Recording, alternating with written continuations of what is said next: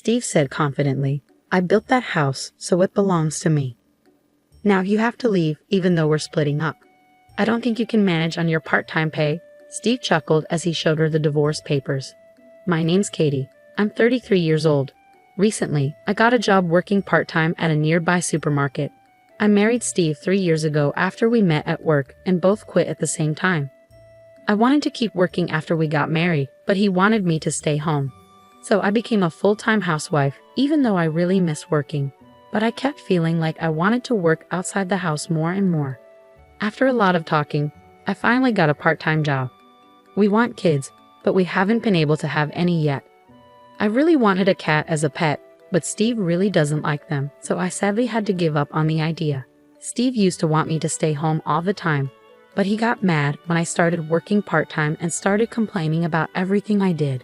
You went to work again today, huh? Lately, it seems like the house is getting messier. Are the clothes all wrinkled in the laundry? You're not keeping up with the housework," Steve criticized. That wasn't true. I had finished cleaning before going to work, and the laundry was perfectly done. "What are you talking about? I'm doing everything just like before. It's obviously clean, can't you see?" I argued. He's complaining about the food again. "Fried chicken, really? Can't you cook something different?" he complained. I didn't make fried chicken that often, and I tried to make different meals every day despite having limited time. "I put effort into making your favorite fried chicken, and I make a variety of dishes," I defended myself. But whenever I tried to speak up, he got even angrier. "Are you saying you're too busy because of your part-time job? You're just pretending to be busy. Don't act like your job is important when it barely pays anything," he scolded. "You're only working because you're selfish. Your earnings were fine to begin with. Make sure you do the housework properly. Don't make excuses about not having time. It's embarrassing to work so hard for such a low wage." Steve always insulted my job with hurtful words. He used to say he wanted me to be a housewife so people wouldn't think we were struggling financially. But he constantly belittled my part-time job, bragging about how he made enough money that we didn't need to worry about expenses. Being constantly insulted for my work with such cruel words was unbearable. Every day, his words made me furious. One day, we decided to go visit Steve's parents' house, where we hadn't been in a while. Even though I had been annoyed with Steve for a long time, I was glad to get out of the house for a change. I didn't know what would happen when we got to his parents' house. After driving for a few hours, we got to Steve's parents' house. His mom, who lived alone, welcomed us with a smile. After dinner, which she cooked, Steve went out to play slot machines. While washing dishes with my mother-in-law, her mood changed. She wasn't as calm as before, and her face looked serious. As I made coffee, wondering what was wrong, we sat on the sofa, and she started talking. "Katie, according to Steve, you're working part-time. Why do you need to work when he has a good job? Also, he says you're not keeping up with the housework because you're too busy with your job," she said. I was taken aback by her sudden words. "No, that's not true. I'm handling everything just fine," I responded. My mother-in-law acted surprised, saying, "Oh, I've heard from Steve about how bad you are at housework. There's no point in lying. He's been dealing with this alone. He's exhausted from work, and it's sad that he has to come home to a messy house. You're not cooking proper meals, are you? Quit that part-time job. Your workplace won't miss you. They can find someone else. Your job is to take care of the house, okay? Focus on the house and support Steve properly from now on. Don't embarrass yourself as Steve's wife." My mother-in-law has traditional beliefs, thinking a wife should stay home. She got married right after school and never worked, always being a full-time housewife. Steve also grew up believing that's how a wife should be. That's why they both don't like the idea of me working outside. But my mother-in-law's words were too harsh. She not only dismissed my job. Those hurtful words really got to me. I was putting in so much effort at my part-time job, and everyone there was supportive and kind. It was a positive atmosphere, and I felt appreciated and relied upon. It broke my heart to hear myself talked about like I was useless, especially when my mother-in-law didn't even know anything about my job. And finding out that Steve had been saying bad things about me behind my back, despite me taking care of our home, was a shock. I was actually working harder than ever to make sure everything was in order, even with my part-time job. I knew Steve's job was tough, so I was doing my best to help out. But hearing him and his mother gossiping about me on the phone was hard to swallow. I didn't want to believe it. After hearing such awful things, I felt really down for a few days. But then, I remembered my father's face. Since my mother passed away, he'd been living alone in our family home. He lived a bit far from me, and I hadn't visited him recently because I'd been busy. I needed to hear his voice, so I called him. Usually he picks up right away, but that day, it rang for a long time. Just as I started to worry, he finally answered. "Katie, it's been a while. Are you well?" Hearing my father's calm voice, I felt a wave of relief, and tears began to flow. "What happened?" "It took you a long time to pick up the phone. If you're busy, I can call back later," I said. "No, I'm sorry. I recently fell down the stairs and hurt my back. I can't move around much now, but don't worry about me. I'll be okay soon. By the way, what's going on? Is everything okay?" he replied. I was really surprised. My dad, who used to be so active, had fallen down the stairs and hurt his back. "No, I'm okay. Just make sure you take care of yourself and get better soon. I'll come to visit you soon, so wait for me," I assured him. "Yeah, I'm okay," he said. But then I thought, he's already considered elderly and injuries might take longer to heal. I had always been reassured by his energy, but suddenly I felt worried. If he keeps using the stairs every day, he might slip again. Plus, the stairs in our old family home are a bit steep, and there are tall steps in the entrance and bathroom. I became really worried about my dad living there and taking care of his back. What if something bad happens and he gets seriously hurt? I couldn't just ignore it. I always thought it would be nice to live closer to him, but now I knew I had to act fast. I decided to build a safer, easier-to-use home for my dad nearby. I had some money from managing apartments that my grandfather left me. Originally, it was meant for my dad, but he put it in my name just in case. He told me to keep it quiet from my husband. I had saved all the rent money until now. I wanted to use that money to build a new house for my dad. I felt really happy thinking about giving him such a great gift, especially since I hadn't been able to do much to help him before. Building the house would cost a lot of money, and I couldn't just keep it a secret. I needed to talk to Steve about it. I was nervous he might not agree and might get upset, but instead he said, "I understand. It makes sense to get him a new house, especially considering his age. If you think you can handle it, go for it. Just don't expect me to help if things get tough." He insulted me again, which made me angry, but arguing would only make things worse. So I decided not to argue back this time. It made things simpler for me. I immediately started looking for a good contractor and began the process of building the new house. But it seemed like Steve wasn't happy with the idea of me actually going through with it.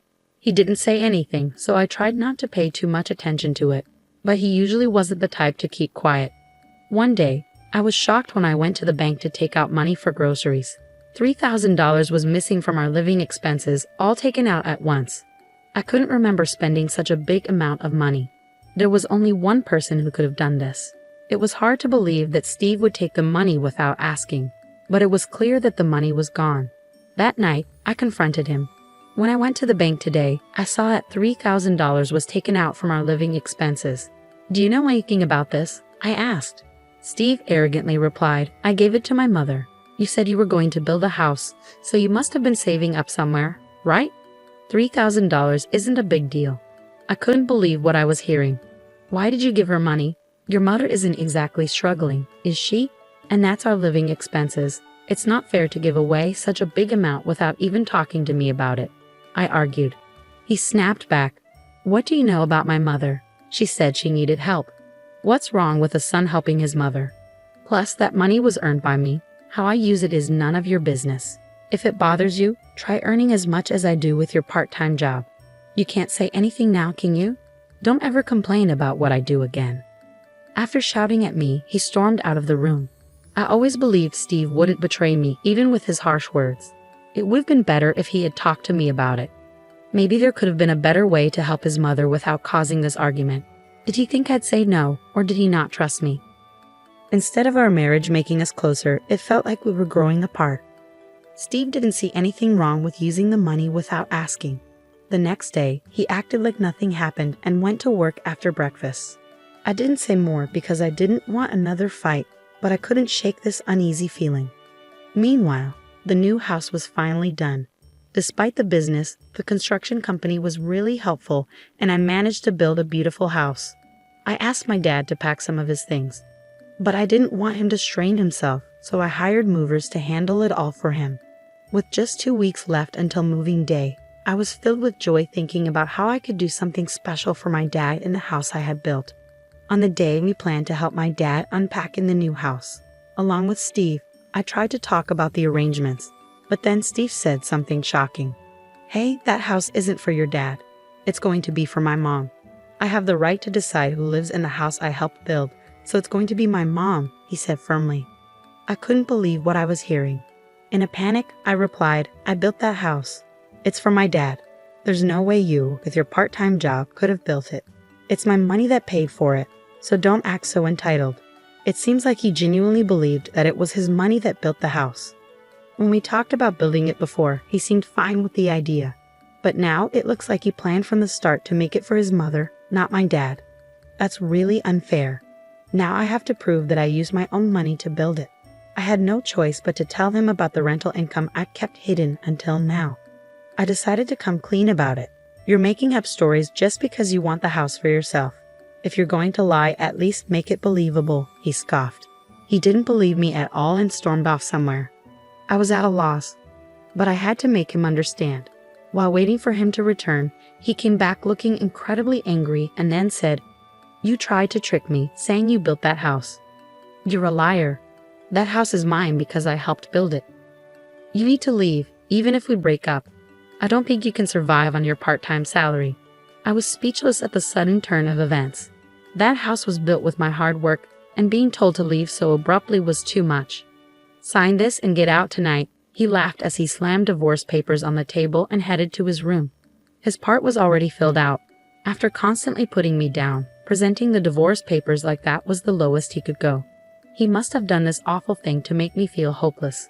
Maybe he thought bringing up divorce would make me cave in and let his mother live in the house. But little did he know, I had enough money to live on my own without him.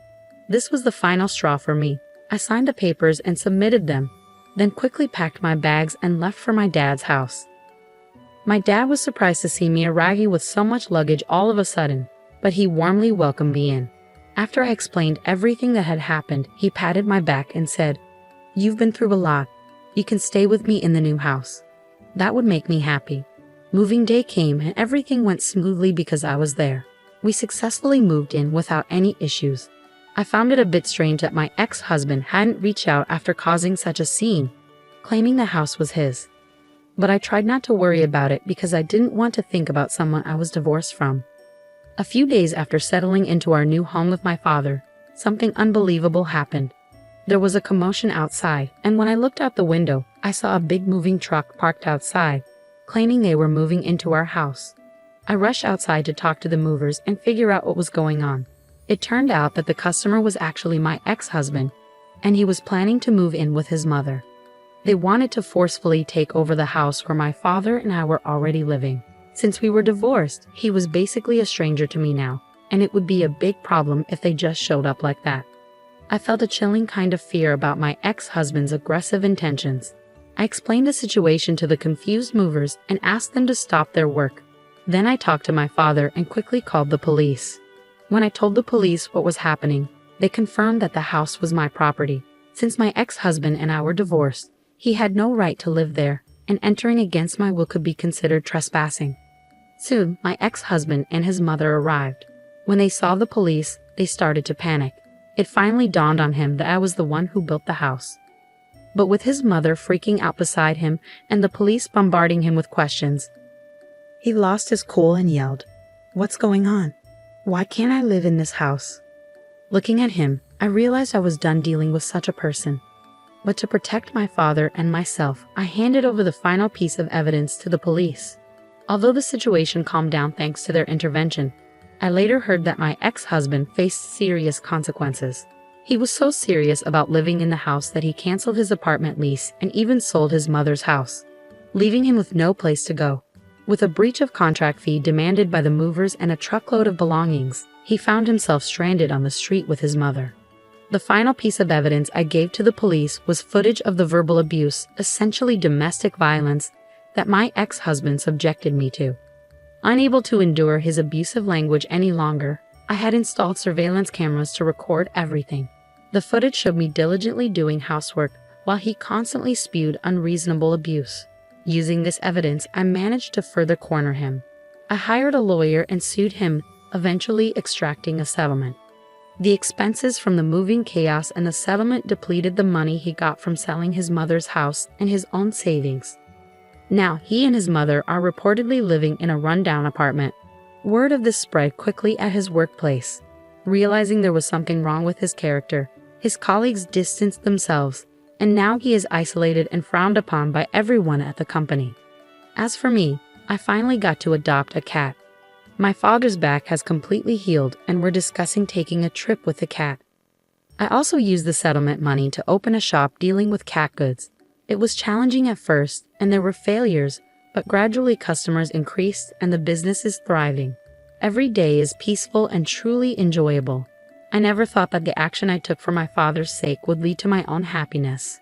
I truly feel that it was the right decision. Recently, there has been a happy development. A man who always comes to my shop and chats pleasantly has been particularly kind to both people and cats. We've made plans to go for a drive together. I'm going to live my life freely and enjoyably. I'm excited about the new happiness that's about to begin.